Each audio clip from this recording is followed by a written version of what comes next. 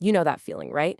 You ask an AI a simple question, and you get back this super specific, totally confident answer that's completely wrong. Yeah, that's hallucination, and it's a huge reason why we can't fully trust these things yet. But what if I told you it's not some deep, dark mystery? A new paper actually breaks down why this happens, and the answer is, well, it's a lot simpler than you might think. Let's get into it. Okay, check this out. The researchers asked a few top AI models about one of the paper's authors, a guy named Adam Cully. And DeepSeek AI just made stuff up. It said his PhD dissertation was called Algebraic Methods in Interactive Machine Learning from Harvard in 2005. I mean, every single part of that is wrong.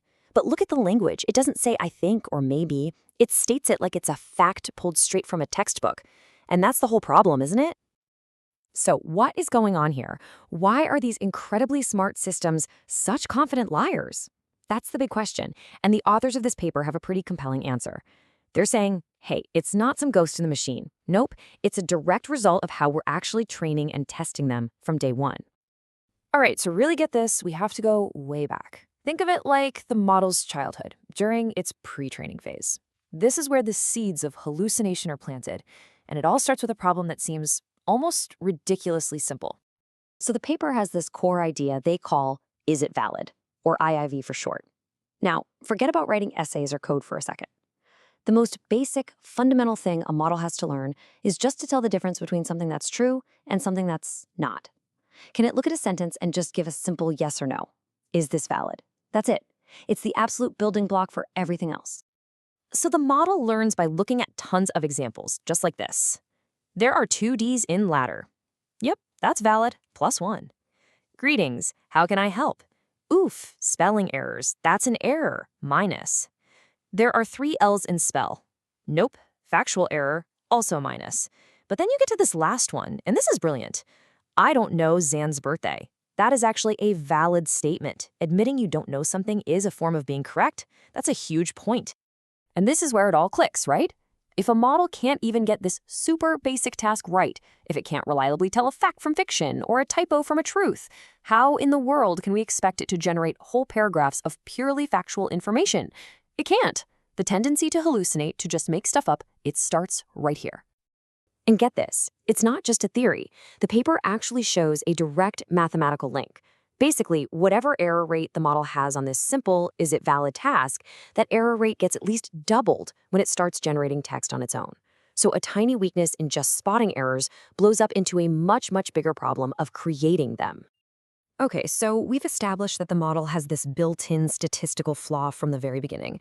But that still doesn't explain the confidence, right? Why are the lies so elaborate? Well, that brings us to part 2 of the story. What happens after training, during the testing phase? The paper calls this the test taker's dilemma. And this analogy is just perfect. Seriously, think about an AI, like a student taking a really important exam. What's the goal? Maximize your score, right? Now, picture you're that student, and you get to a question you're not sure about. If the test says there's no penalty for wrong answers, what do? You guess. Of course you do. Leaving it blank guarantees you 0 points, but a wild guess might just snag you full credit. Well, language models are in the exact same boat. And this isn't just some hypothetical scenario. This is literally how we grade our AIs. You look at the biggest, most important industry benchmarks, MLU Pro, GPQA, you name it. They all work on a simple pass-fail, right or wrong system. And look at that last column. How much credit do they get for saying, I don't know? None, 0, zilch. There is absolutely no incentive to play it safe.